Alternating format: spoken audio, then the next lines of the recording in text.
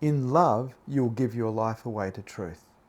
And so the way of the heart is, in a lot of ways, a requirement to facilitate enlightenment, because it's in love that you are willing to die for truth.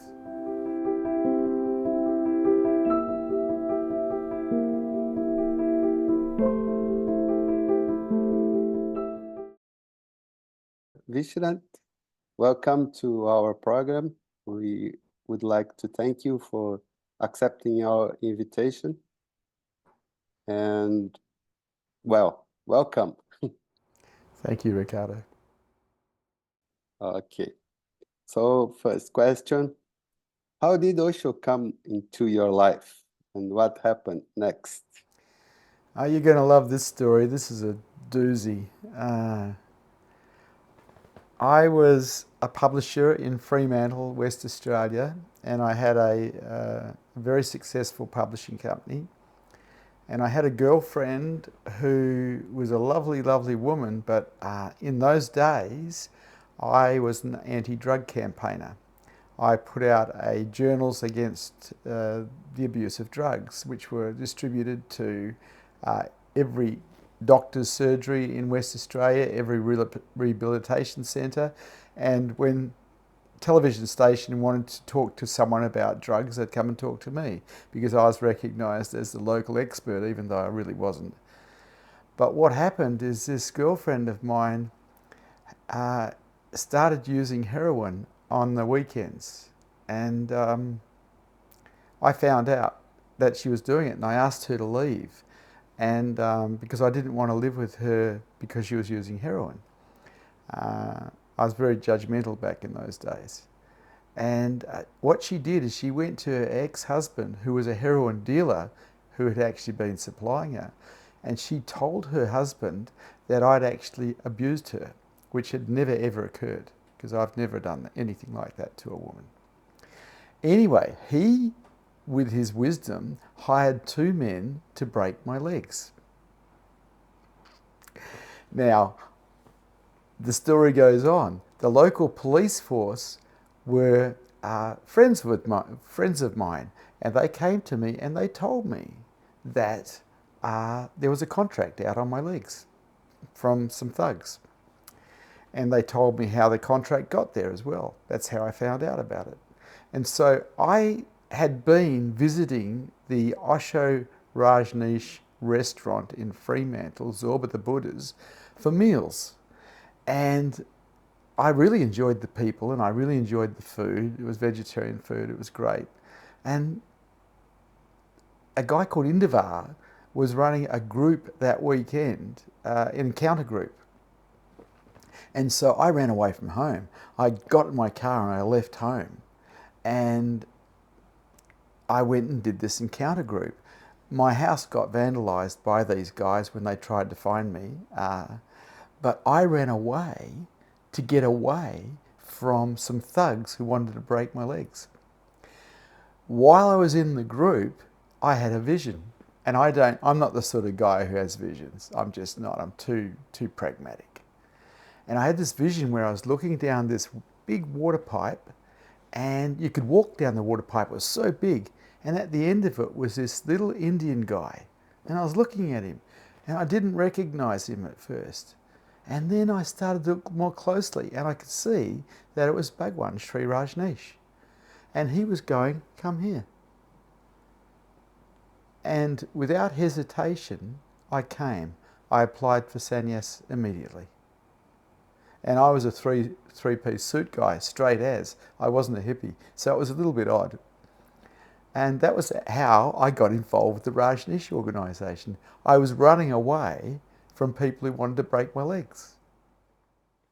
You tried to save your legs, but he got you into your heart. I felt called. And it was very, very real for me, this calling to come and be his disciple. And the following year, I went to the ranch where he was at the time, and I did 4 months there in mystery school. And this whole thing changed my life, because instead of making myself bigger, better, and more powerful, which I'd been doing in personal growth up until that point, I started to look at undoing everything in the Osho washing machine, where I was just stripping myself down of all these belief systems that had made, well, it used to be Vincent, a really big deal.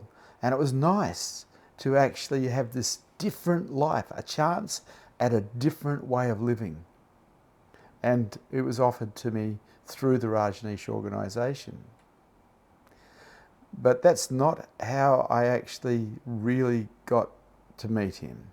The following year, I went back after 4 months of being in mystery school. I went back again for another 4 months because I was so taken by a therapist called Tirtha. Ananda Tirtha was his name. And he was just wonderful. He could see me and he would tell me what he could see. And I couldn't find anyone anywhere in the world that could do that besides him, because I was too tricky. The following year, I got to the ranch and I wanted to talk to Osho, but you can't. There was like 2, 3, 4, 5,000 people there, and you couldn't get within 50 meters of him. And I realized that as a publisher, I was a journalist, and I rang up the New York Bulletin from the ranch and told them I was at the ranch, and this was at a time when the National Guard were threatening to come over the fence. And I told them I was a journalist from Australia and that I was there, and would they like to hire me? And they hired me on the spot as a journalist, and that gave me a ticket to interview Osho. Now, absolutely in my arrogance, I had no idea what I was dealing with. I didn't know. I just thought he was a really switched on, wise old guy who I loved. But he blew my mind. I sat in front of this guy and he just blew my mind, and then I knew that there was 2 types of people on the planet. People who aren't awake and people who are awake. And he was awake. Yes. Wow. Was it so in the beginnings of 80s? Yeah, I took sannyas in 83, and I went to the ranch in 84, and I went to the ranch in 85, and I eventually went back when he went to India in 89 again to be with him again, because I had taken him as my master and I loved him incredibly. He is responsible for changing my life immensely, and I have so much gratitude to that man. What's the meaning of your name? Oh, here's another good story. You're going to like this. I was such a smart-ass businessman because I'd been very successful at a young age. I retired when I was 28. And I wrote to the ranch to get a name, and I said to them, I would like to come to the ranch and help you run the ranch. In arrogance, And they sent me back a name, Prem Vishrant, which means restful love or relax. I realized it was a message and it was a reasonably hard name for me to take on because I was a Westerner and Vishrant's a very foreign name. But because I loved Osho so much, I saw it as a teaching. I saw it as a sadhana, something I needed to learn to do, which was relax, become restful. As a matter of fact, become restful love. That was a mission, I can tell you, because I was a war machine. As a businessman, I was a war machine, like a Sherman tank. I needed to take all the armour off, take all the weapons down, and be a nobody. And I tell you, I couldn't do it. It just was so hard. So I eventually realised that I can't stay. After spending, I think, 5 months in Villa Volpe in Italy in 1987 with Tirtha, who now calls himself Paul Lowe, I realised I can't be in business and go for higher consciousness. I just can't, because the business is against my heart.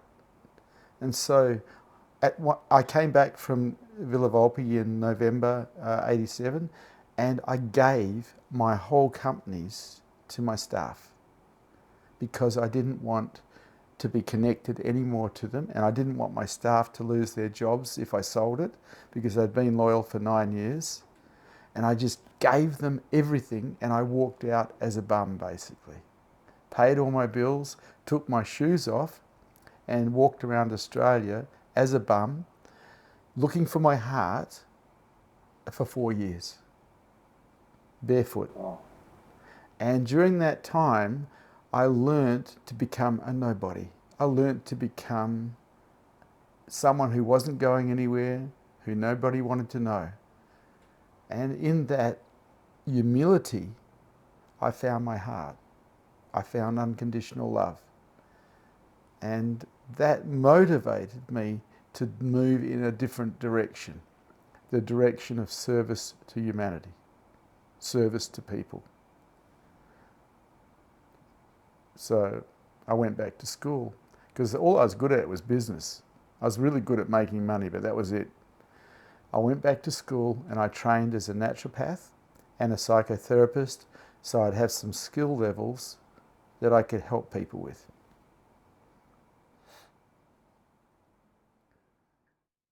So, first, I want you to tell us a bit more about the interview with Osho. How was it for you? Okay, so I'm asking the question, and what I've realized as I'm asking the question, I'm reading it. As I'm asking the question, I've realized that I don't know what I've just said, and I don't know what's coming. My mind was so frozen in the moment that I just read word for word for word, looking at him, and then stopping and listening to him. And then my mind was so gone, he then answered all the questions and started talking about all sorts of things. And I made the huge mistake of starting to ask him the same question.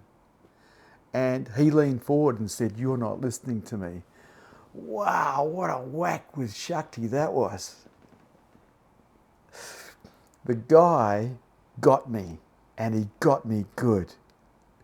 I had 2 interviews with him. I never took the interview because I was absolutely shit scared to do it again. He got me. I was on camera and he got me. I got so ungrounded while I was on camera, but it changed my life. Within a year and a half of that, I started having satori's, major satori's, finding myself as the universe, finding myself as everything and every particle being love, and knowing full well from then on that I wasn't a mind, I wasn't a body, I was beingness, but I'd come back to ego-based reality because I lost the satori. Well, you can't lose beingness, but I came back to the mind, away from awareness. And I didn't know enough about what I'd found and how I'd got there to actually get back again. I had been inquiring on the waterfront for 4 hours, asking the question, who am I, and answering it and discounting the answer, which is the Zen methodology of self-inquiry. And I was relaxed. I was really cool. I wasn't going anywhere. I wasn't doing anything. And suddenly I found myself as the universe after 4 hours of self-inquiry. And God, it just broke my heart because I realized that it was Osho that had helped with this. He had facilitated me finding myself as truth. How do you repay that? You can't repay it. It's not possible.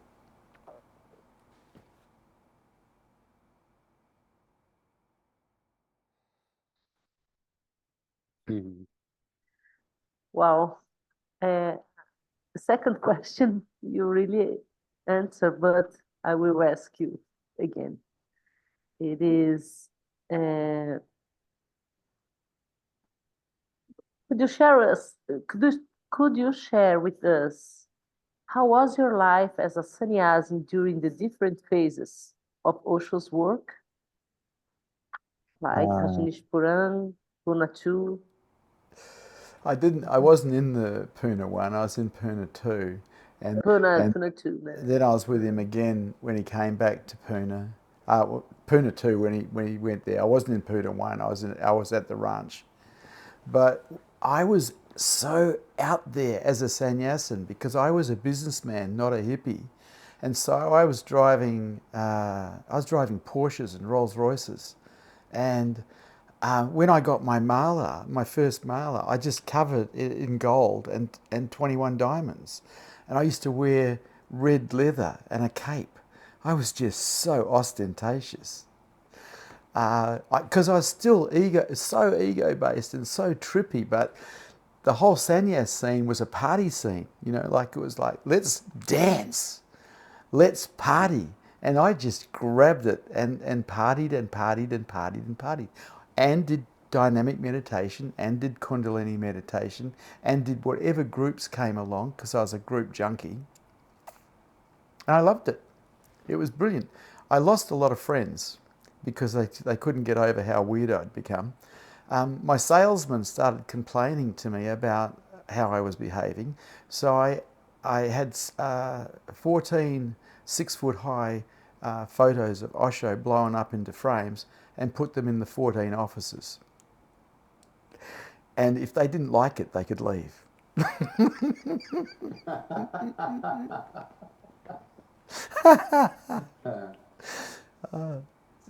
But that was the one stage of sannyas for me.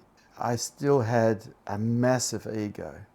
I still had, I didn't really understand him at that stage. It wasn't until he got me in 85 that things started to change, where I started to realize that, hey, there's more to this than just being a Yahoo. And my heart started to become more important to me than making money.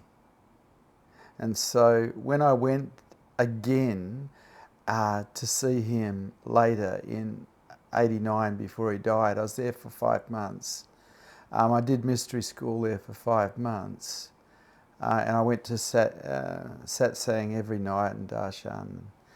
And I could see that he was different. He had changed. He was so frail. He was so weak. And I could see it. It was like he was gliding along rather than walking. And when I'd met him in 85, he was so vital, so in the body. Whereas when I saw him in 89, he was gone. He told me in 85 that I heard in 85 that he'd been poisoned while he was in custody with radiation. And I tell you what, I believe it. I think that's exactly what happened to him. His body had it in 4 years. It had it. And he was a young man, really. And so that broke my heart as well. And so when I went back in 89 to see him, I went back very poor. I had no money. I'd already given all my companies away. So I stayed at Lakshmi Villas, and I was a bit of a bum, you know. I made money while I was there by making jewellery out of crystals and selling it to Westerners, so I could pay to get into satsang and do groups. But I could see that he was dying. He was just disappearing, you know. And I got a really bad dose of the bugs, the parasites, and I had to leave because I got so sick. So I left in December and came back to Australia. He died in February. I knew he was going to die. I could just see it, you know. Vidya had died, and it made me so sad when he eventually passed. It was like the end of the world for me, because as far as I was concerned, he was my doorway to enlightenment. There was no other doorway. He was it. And I owed him so much already for what he had shown me. and now he wasn't there anymore. I'd lost my master. As far as I was concerned, I'd lost my master. And I left the Rajneesh organisation then because I was actually there for Osho. I wasn't there really for the Sannyasins. I was there for Osho. And I continued doing his meditations. I continued doing self-inquiry. I continued opening my heart more and more and more, stripping down, taking away all belief systems that created any kind of contraction in me. I was still doing the work. I was still listening to his videos, but he was gone and I'd given up on enlightenment. What I hadn't given up on was the way of the heart, because he was a heart teacher as far as I'm concerned.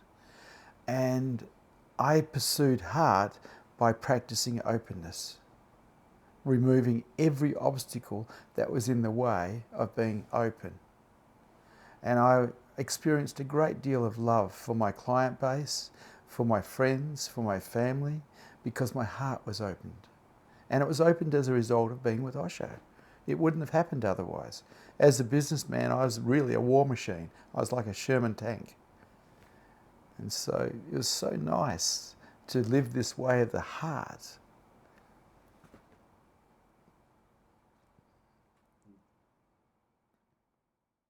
So, Vishrant, tell us about your process of awakening.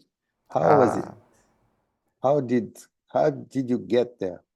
Well, that's another story. It's a pretty good one.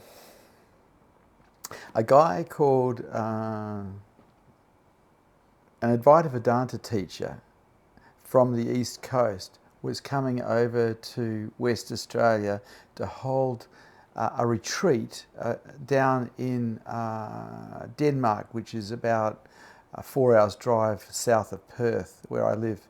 And I was really keen to go down there and just see what he was like, you know, because I had been studying Papaji, and Papaji unfortunately had died, but he had these disciples around the place. And Isaac Shapiro was appearing down in the southwest of West Australia. And I decided to go down, take my family, take my kids down, take my wife down, because she was a sannyasin as well, and just see what this guy's like. But before I went, and I paid for everything. I paid for everything in advance. And then I watched a video of him on YouTube, and I really didn't like him. Because I didn't think that he had it, because he was talking about relationship. And I was so used to the image of Osho, and I associated that with enlightenment, that I wasn't seeing what this guy had. And then I went down anyway, because I already paid for it. I ended up getting myself a seat somewhere in the auditorium. The moment he walked in the door, I woke up again. I found myself as the universe again. His energy field, his Buddha field, was enough to take me there. And after that, it was another 12 months in the presence of another teacher, because I spent that whole year self-inquiring. After I started to wake up, I realized that it was possible again, because I went back to ego-based reality, but I realized it was possible again for me to wake up. And the thirst in me grew like a fire. And any teacher that came to town that had a presence, I'd go and sit with, and I'd be with them, whatever they were doing. I'd do whatever retreat, whatever group, whatever satsang, I'd do it, and I'd be there. And I'd self-inquire. I studied Ramana Maharshi and his methodology of self-inquiry, and I took it on board. Every thought was inquired into. Who's aware? Who's aware? Who's aware? And I started to find myself being able to find beingness by myself as a result of self-inquiry. But still, I'd kept coming back as ego. I kept coming back as a somebody who thought he'd been somewhere and thought he was going somewhere and had the normal problems of life. But after a year, and I saw quite a few teachers in that year, a fellow called Vartman came to town. And he was once again holding retreats down in Denmark. and I went and did a retreat with him. And he absolutely destroyed me because I hosted him and I drove him around and I took him out and I fed him. And at some point he asked me to be his chiropractor because I worked as a chiropractor, physiotherapist. And I said to him, this is one night he'd come back to my house, and I said to him, no, I have to talk to my wife about this. I can't just come to Europe and be your chiropractor. After he left the house, I was overwhelmed with grief because I felt like I'd betrayed truth. And so I drove around all night after I dropped him off at where he was staying down in Denmark. I drove out crying. I was just distraught that I'd betrayed truth. And I went to his place where he was staying at 6 in the morning, and he came out at 8. And he said, what are you doing here? And there was a whole pile of people around. And I said, I've come to tell you that I'll come to Europe and be your chiropractor. And he looked at me, and he looked at me for about a minute, just stared at me, and then said, no, I don't think so, and then walked off. And it absolutely destroyed me as an eye. It just destroyed me. It broke my back. It was like a steel worm was crawling through my heart all day long. And I surrendered to it, and I surrendered to it, and I surrendered to it. And I started finding myself more and more and more as beingness, as the everything, as the nothing. And when he went away, because that was the last day of the retreat, I found myself as the universe. I found myself as the universe without a Vishrant, without a somebody, without any sense of doing. Doership had gone. It has been like that now for 25 years. Ah.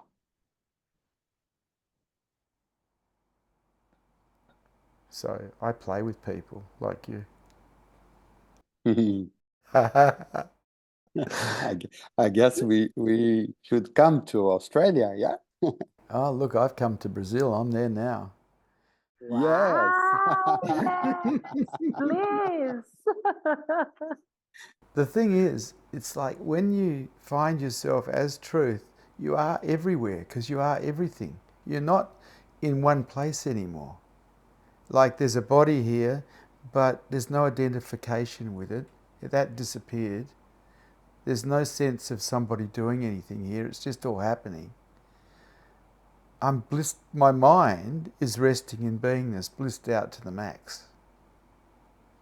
And I just love you, and I love you, and I just want to share this because this is so beautiful, and this is my master's gift that he gave to me. And this is a continuance of it. They say that Osho died. No, he's alive in his awake Sannyasins. He's alive in his Sannyasins. He's still here.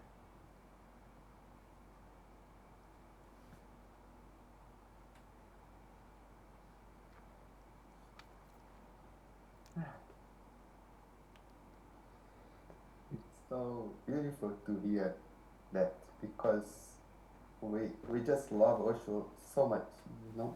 Yeah. And Well, we were going to do this interview in up where I live, but unfortunately we had a power outage today and we couldn't get, and the local telecom system went down. So we've had to come to Restful Waters, which is a wellness centre on 10 acres that we run, and we do run groups here. We run counselling services here. And so I'm not in my normal place. If we were in my normal place, there'd be a picture of Osho right here. Yeah.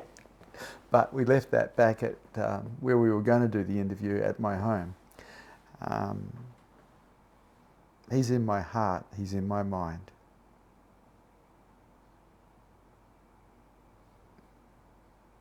See, I see this is what he wanted.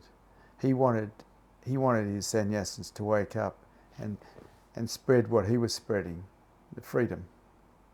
Zorba the Buddha, the new man. Mm.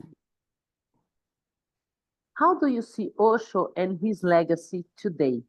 Ah, you're looking at it. Ah, And I'm also looking at it. ah, Yes. This is his legacy. He was a great master, and it hasn't stopped. People might think it has, but it hasn't stopped. It's just taken different forms. This body is a Westerner's body. I still like Indian food though, but it's a Western body and it's teaching the same thing in a Western way. My teaching is very pragmatic. I've taken all the smells and bells out of it. I've produced it basically for Westerners, so it doesn't put people off. I don't call myself a spiritual teacher anymore. I call myself a reality teacher, because the truth is we're talking about reality. Beingness, what we truly are, is reality. I found the word spiritual to be a little bit too holy for me. I'm very pragmatic.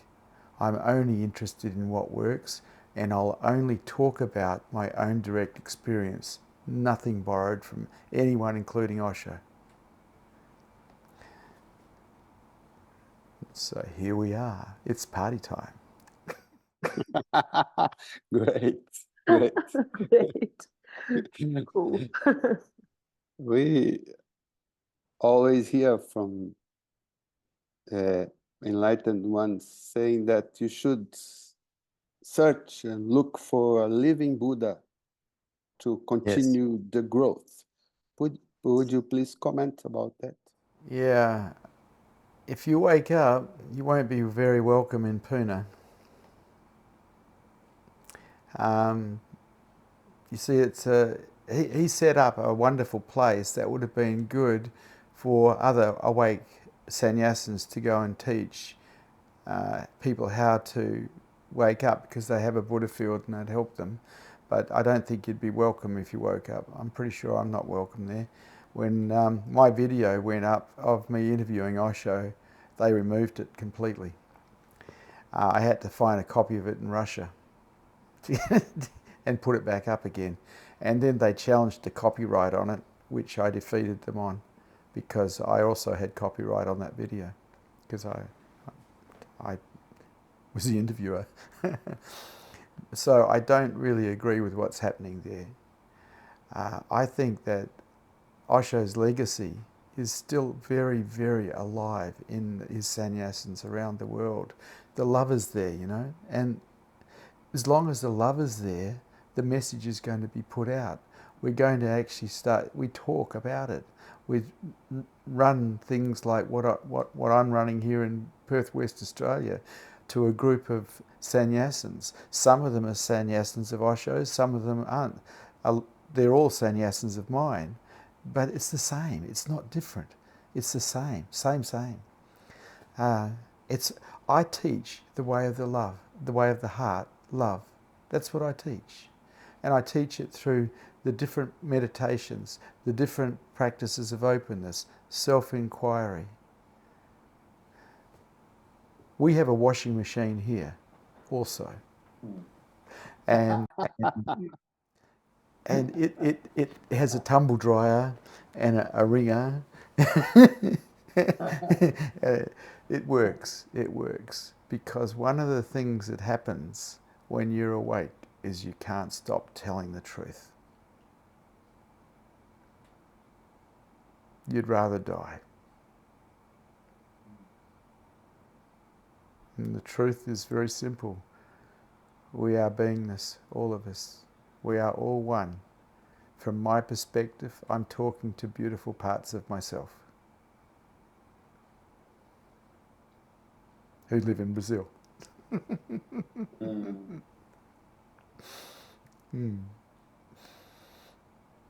I don't know if I answered your question then. What was your question? It's about being in the presence of awakened one to That continue to grow.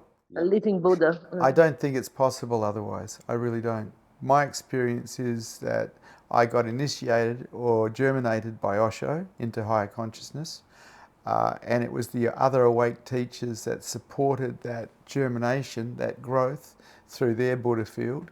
And I don't think if I hadn't had those people in my life, I would have woken up. I don't think it's possible.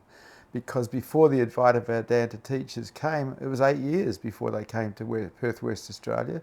I was living the way of the heart, which was a very beautiful way to live, a lot of happiness in that, but I wasn't finding beingness anymore. It wasn't until I came into their presence that I started to melt, dissolve, find myself as everything again. And I don't think it's possible otherwise. I think a awake person who has a Buddha field is a walking black hole. Everything pours into it. Everything pours into it. When I got close enough to Osho, he absolutely destroyed me because he was so powerful energetically. I rewatched the video where I interviewed him the other day, and I could see he was playing with his hands. He was using mudras on me. He's a tricky master, because he knew I wasn't just an ordinary journalist. He knew I was a sannyasin.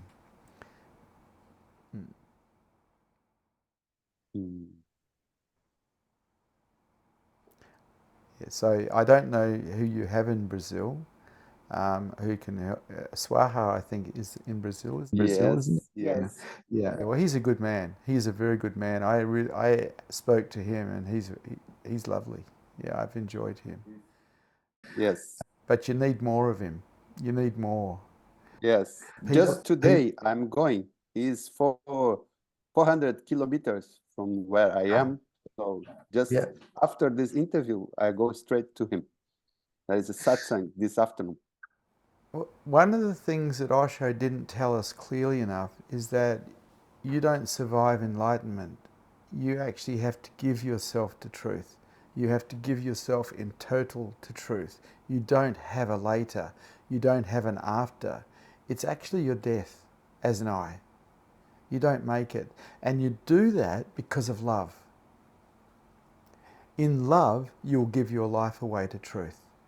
And so the way of the heart is, in a lot of ways, a requirement to facilitate enlightenment, because it's in love that you are willing to die for truth.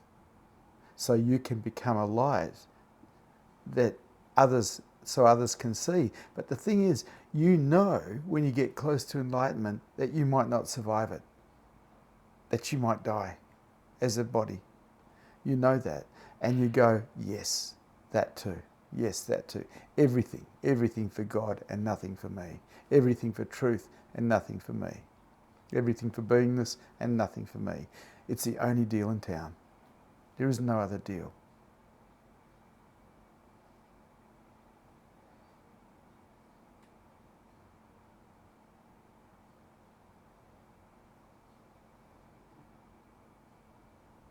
There is no such thing as selfish enlightenment.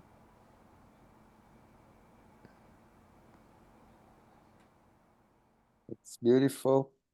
We kind of blown away, but still we have 2 questions to ask you. Oh, you're so welcome.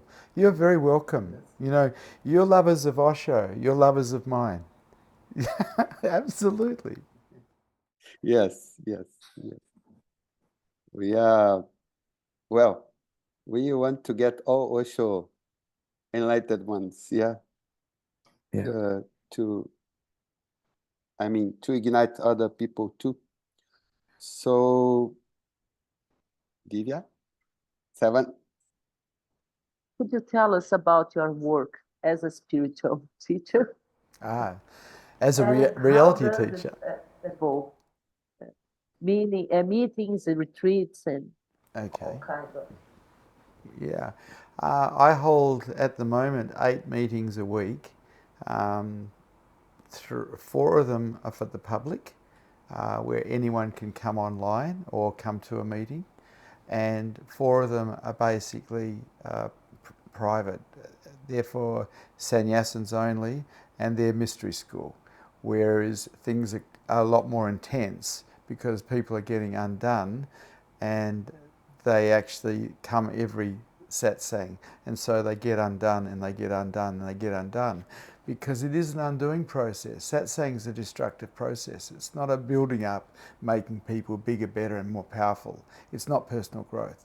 It's an undoing process, and that's probably not suitable to the general public. The general public just want to hear nice stories, and I tell the nice stories like Osho did. Come a little bit closer, come a little bit closer, because it's when you get close to someone who's awake that things really start bubbling, because everything inside of you gets undone and starts pouring out. And that's when dynamic and kundalini come in very handy, because it helps clear the stuff that's coming out. So it's a little different. So 8 times a week we have meetings. Some of them are 1.5 hours long, some of them are 1 hour long. During the rest of the day, I'm with my students. Different students, but I'm with them, and it's always satsang, because satsang is 24 hours a day. It's not a set time during the day, it's all day long and night. And so I have people with me all the time because I want to give them the best chance of raising their consciousness levels towards enlightenment and finding heart. And we have retreats, 5 a year, some 4-day ones, I think 3 4-day ones and 2 7-day ones. And they're residential, people can come and stay. A lot of it nowadays is actually done online, because people are in other countries. They can Zoom in, or they can find me on YouTube, or nowadays TikTok. I've only just gone on to TikTok because I don't like it, but I've only just gone on it, and we got 160,000 views in one day on TikTok. It was like, wow. Whoa, that's pretty good. So I have a lovely team of sannyasins who actually work promoting what's here, the same as Osho did. He had a promotion team as well.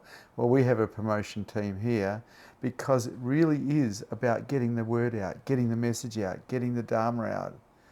And the work is very repetitive though. Osho had magical ways of repeating himself over and over and over again to sound interesting. All awake teachers do the same, because it really is about openness. It's about learning acceptance, learning let go. The more we can learn about acceptance and let go, the faster we can move to a state of unconditional surrender, which is a non-doing. And a mind that is capable of unconditional surrender is a mind that is capable of supporting enlightenment.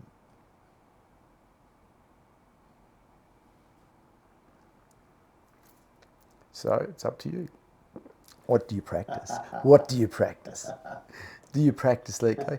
If you're really lucky, you're in an environment where you don't get along with people so well. Gives you a chance to really practice acceptance and let go.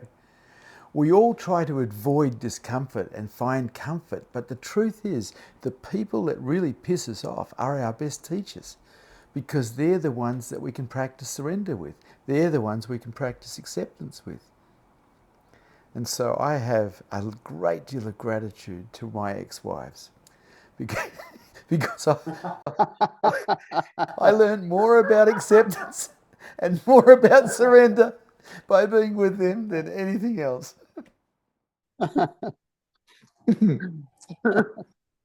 Great. So, continuing, just to end this interview, this beautiful interview, what advice would you give to new and old seekers about the path? Old seekers, you mean old sannyasins? Sannyasins or not sannyasins? They need to find a living master.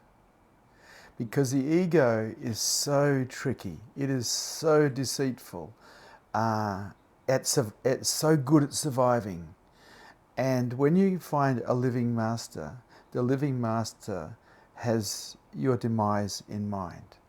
They will take you apart and take you apart and take you apart and put you in a position where you eventually surrender unconditionally. And if they're not doing that, they're probably not doing the right thing, because it's only in unconditional surrender that we can find ourselves as truth. When we're really, really, really gone. Living teachers are rare. If you can find one to be online with, or if you can find one to be in person with, you're very lucky. It's not such a good idea to be with the really big teachers, because you fall between the cracks. You don't get noticed. If you can find someone who's relatively small and awake, you've found a real gem in this world. Just being in their presence might be enough. Before awakening, I was taking my whole family up to Rishikesh to sit with the Mona teachers, which are awake human beings, but they don't actually talk. They're silent, because Mona means silent. And I was going to live up in Rishikesh for 6 months because I'd saved enough money to do that. And then the Advaita Vedanta teachers turned up in Perth, so I never went. But I knew the value of a Buddha field. The Buddha field is, you just can't replace it. There's nothing that's better. If you surrender in it, you can find yourself as truth, you can find yourself as heart. If you surrender in it, everything that's inside of you that's not right will come out. But the key is surrender. The answer is always yes. Yes takes us to heaven, no takes us to hell.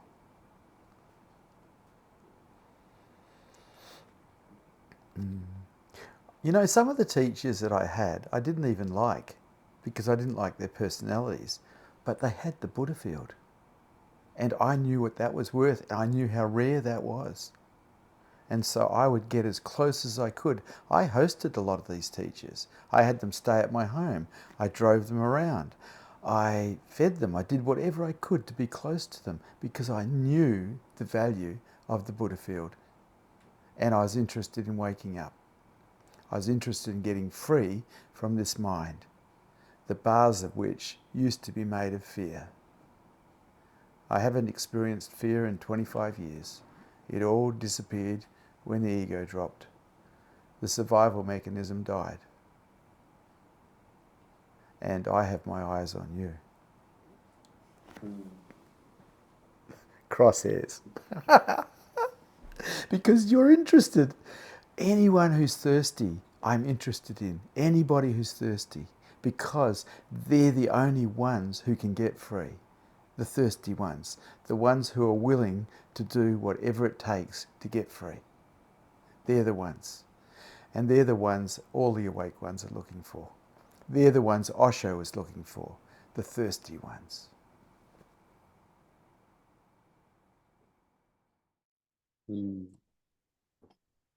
So beautiful. You're so welcome, Ricardo. You're so welcome, Divya. So welcome. My own heart. My own heart.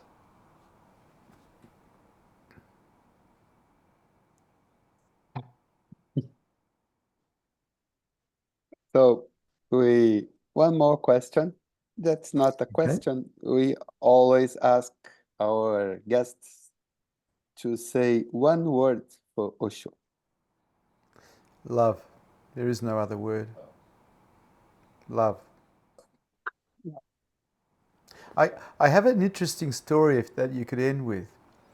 Osho's birthday is on the same day as my mother's birthday. Yep, same day.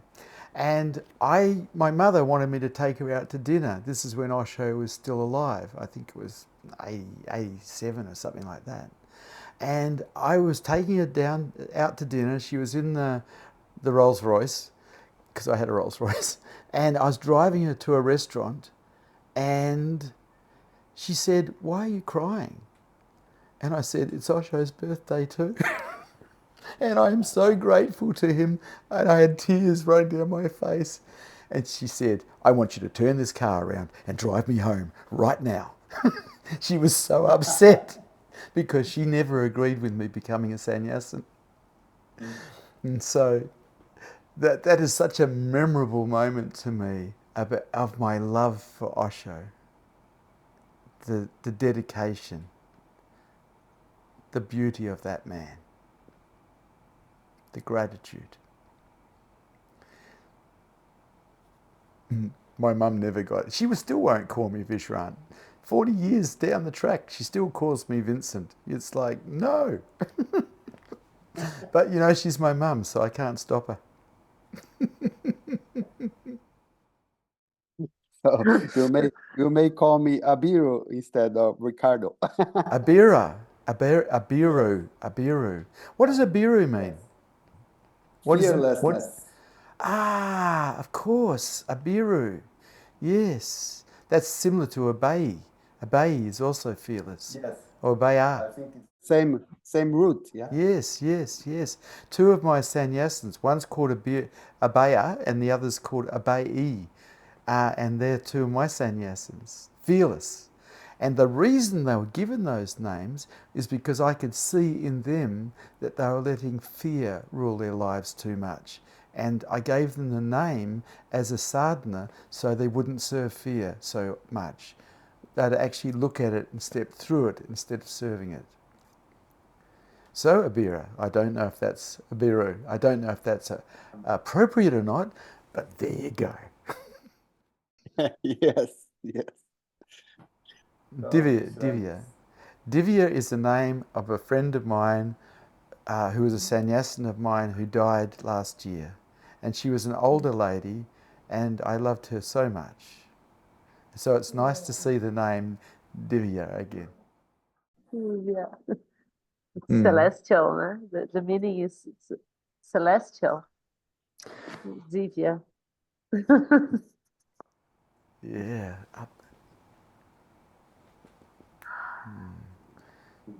We are one. Yes.